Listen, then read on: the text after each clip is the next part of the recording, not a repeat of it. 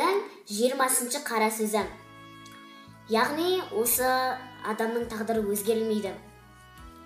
Яғни егерде сіз барлық нәрседен жалығасыз, яғни осы жалығу деген адаммен бірге жаратылған нәрсе, яғни осы жалығу дегенді Құдай тағаланың өзі жаратқан. Ол адаммен бірге жора тапқан емес. Енді мысалы сіз әйеліңізге деген, тағы да басқа да үйіңізге деген, жұмысыңызға деген өзіңіздің қаншалықты жақсы көрсеңіз де, бәрібір сол нәрседен жалыға бастайсыз. Яғни соған деген сезіміңіз суи бастайды. Егерде сіз оны қанша көп жақсы көресіз бе, қатты жақсы көресіз бе, немесе әшейін жақсы көресіз бе, бәрібір де түбінде одан жалығады екенсіз.